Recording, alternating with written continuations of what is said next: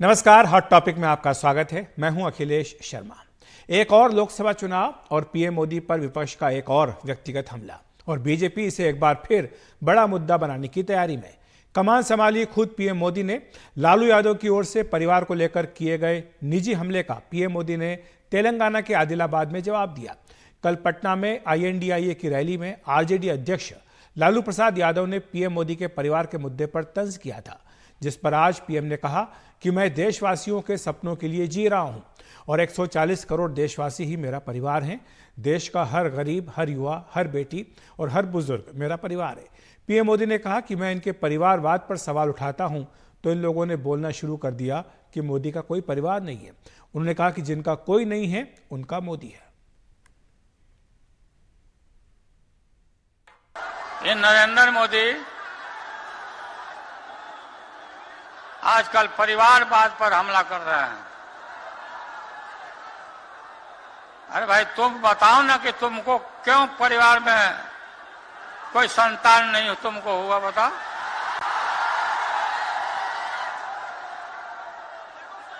ज्यादा संतान होने वाले लोगों को बोलता कि परिवारवाद है, परिवार के लिए लोग लड़ रहे हैं।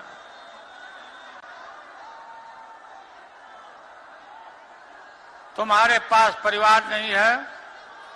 140 करोड़ देशवासी, यही मेरा परिवार है। ये नौजवान, यही मेरा परिवार है। आज देश की करोड़ों बेटियां, माताएं, बहनें, यही मोदी का परिवार है। आज देश का हर गरीब, ये मेरे परिवार है। आज देश के कोटि कोटि बच्चे, बुजुर्ग, ये मोदी का परिवार है। जिसका कोई नहीं है वो भी मोदी के हैं और मोदी उनका है। मेरा भारत, मेरा परिवार। और तेलंगाना में पीएम मोदी के ये कहते ही कि पूरा भारत मेरा परिवार है, बीजेपी ने एक मुहिम छेड़ दी। बीजेपी के तमाम बड़े नेताओं ने सोशल मीडिया प्लेटफॉर्म X पर अपने नाम के आगे मोदी का परिवार शब्द भी जोड़ लिया। मोदी का परिवार शब्द की गूंज सुनाई दे रही है और सोशल मीडिया पर यह ट्रेंड भी कर रहा है हैशटैग मोदी का परिवार। X पर बीजेपी नेताओं ने बायो में लिखा, मोदी का परिवार अमित शाह, JP नड्डा, नितिन गडकरी, अनुराग ठाकुर, योगी आदित्यनाथ, शिवराज सिंह चौहान, पुष्कर सिंह धामी, तमाम बड़े नेताओं ने अपने बायो को चेंज करके उसमें मोदी का परिवार भी डाल दिया। 2019 चुनाव से पहले मैं भी चौकीदार ट्रेंड किया था। राहुल गांधी के हमले के जवाब में तब ये नारा पॉपुलर हुआ था और बीजेपी नेताओं ने अपने नाम के आगे चौकीदार लगा लिया था। 2014 के चुनाव में चाय वाला ने बदला था माहौल। तब मणिशंकर अय्यर ने कहा था कि चाय वाला क्या प्रधानमंत्री बनेगा। बीजेपी ने इस बयान को भी खूब भुनाया था। चाय पर चर्चा कार्यक्रम भी चलाया गया था। पीएम मोदी ने हर मंच से खुद को चाय वाला बताया था। प्रधानमंत्री श्री नरेंद्र मोदी जी के ऊपर एक बार पुनः इस स्तर का, इस निचले और छिछले स्तर का शब्द प्रयोग किया गया है श्री लालू प्रसाद यादव जी के द्वारा, जो दुखद है।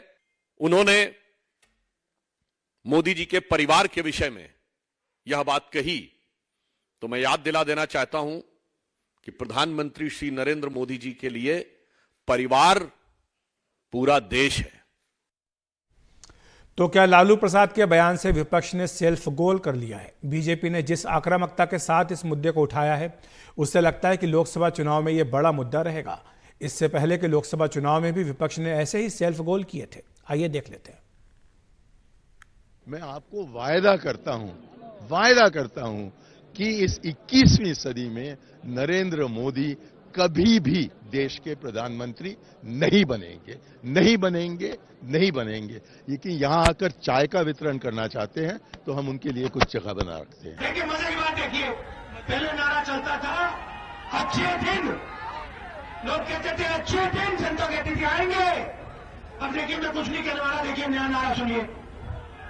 चौकीदार, चौकीदार, ये क्या हुआ?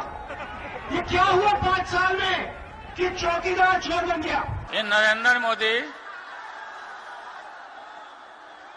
आजकल परिवारवाद पर हमला कर रहे हैं। अरे भाई तुम बताओ ना कि तुमको क्यों परिवार में कोई संतान नहीं तुमको हुआ, बताओ।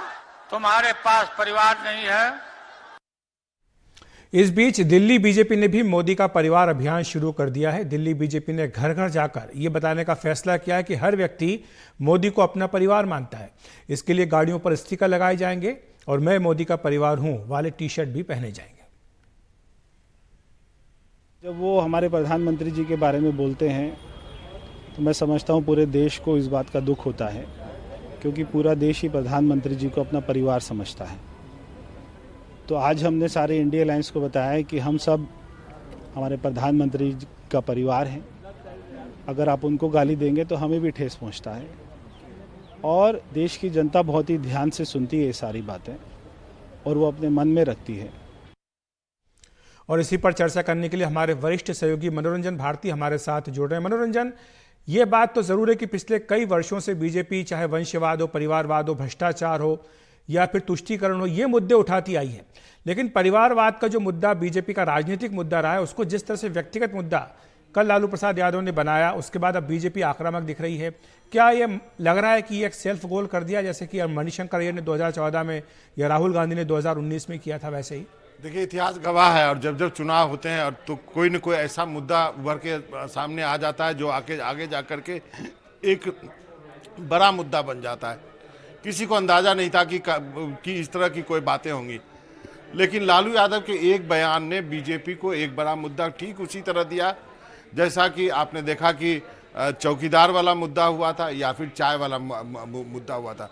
और हर चुनाव के समय विपक्ष की गलतियों की वजह से बीजेपी या प्रधानमंत्री कोई ऐसा वर्ड पकड़ लेते हैं जिसे कि बीजेपी बहुत बड़ा मुद्दा बना देती है। और अंदेशा इस बात का इस बार भी है कि ये जो परिवार का मुद्दा है और ये एक ऐसा चुनावी मुद्दा विपक्ष ने बीजेपी के हाथ में दिया है जिसके लिए लगता है उनको हो सकता है कि पिछले 2 चुनावों की तरह इस बार भी उनको इसका खामियाजा उठाना पड़े।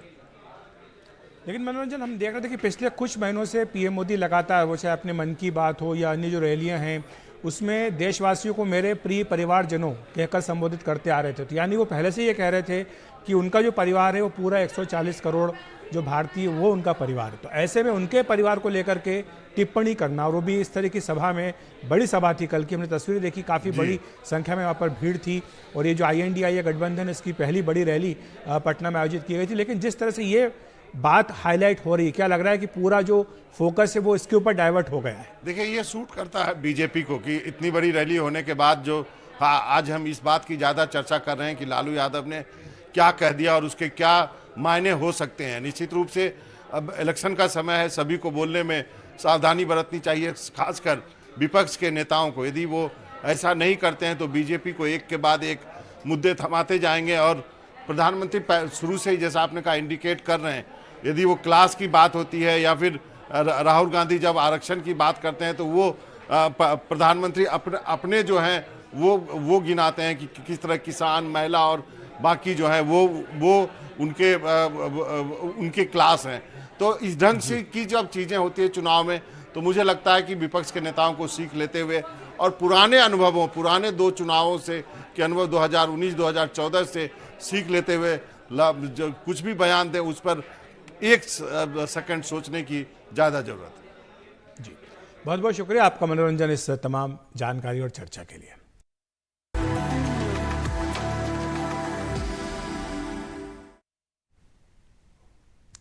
लोकसभा चुनाव का ऐलान अगले सप्ताह किसी भी दिन हो सकता है। इससे ठीक पहले आज से लेकर अगले 10 दिनों तक पीएम मोदी एक के बाद एक 12 राज्यों और केंद्र शासित प्रदेशों के दौरे पर हैं।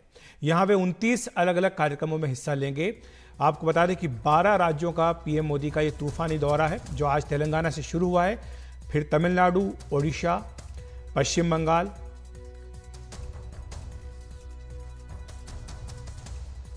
बिहार, जम्मू कश्मीर, असम, अरुणाचल प्रदेश, उत्तर प्रदेश, गुजरात, राजस्थान और दिल्ली। ये 12 राज्य और केंद्र शासित प्रदेशों में पीएम मोदी का धुआंधार दौरा होने जा रहा है। चुनाव के ऐलान से ठीक पहले दौरा है। आज तेलंगाना में वो थे और 56,000 करोड़ रुपए की सौगात वहाँ पर उन्होंने दी है। बिजली, रेल, रोड से जुड़े प्रोजेक्ट वहाँ पर समर्पित किए हैं। तेलंगाना के आदिलाबाद में रैली भी की। फिर तमिलनाडु के कल्पकम्म का उन्होंने दौरा किया। भारतीय नाप की विद्युत निगम लिमिटेड में कार्यक्रम था और आज शाम को चेन्नई में उनकी एक जनसभा भी हुई है। साथ ही 5 मार्च यानी कल तेलंगाना और उड़ीसा के दौरे पर रहेंगे। संगारेड्डी में परियोजनाओं का उद्घाटन और शिलान्यास करेंगे। साथ ही रैली भी होगी। इसके बाद उड़ीसा के चंडीखोल, जाजपुर में शिलान्यास और उद्घाटन परियोजनाओं का, वहां पर एक रैली का भी आयोजन किया गया है। 6 मार्च को पश्चिम बंगाल में जाएंगे, जहां 15,400 करोड़ की परियोजनाओं का उद्घाटन या शिलान्यास करेंगे। हावड़ा मैदान से एस्प्लेनेड मेट्रो का उद्घाटन भी करेंगे। संदेश खाली के पास बारासात में रैली भी हो रही है। फिर बिहार जाएंगे, वहां बेतिया में 12,800 करोड़ के प्रोजेक्ट हैं। और उसके बाद 7 तारीख को जम्मू कश्मीर के श्रीनगर में उनकी रैली। अनुच्छेद 370 हटने के बाद घाटी का पीएम मोदी का ये पहला दौरा है। इसके बाद दिल्ली में मीडिया के कार्यक्रम में शिरकत भी करेंगे।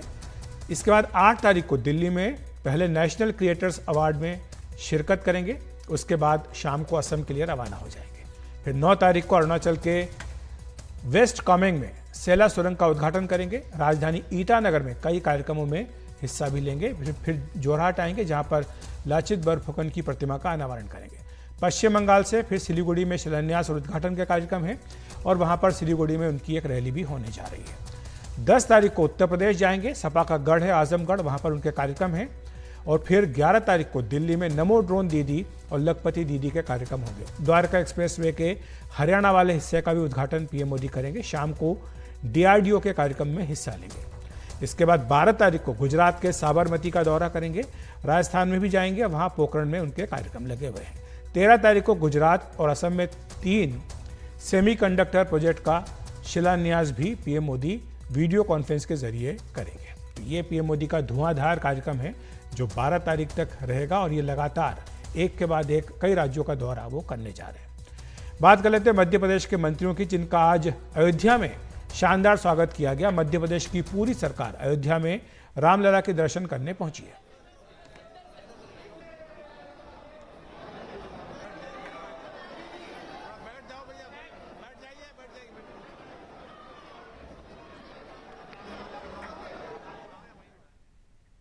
तो हॉट टॉपिक में आज इतना ही। नमस्कार।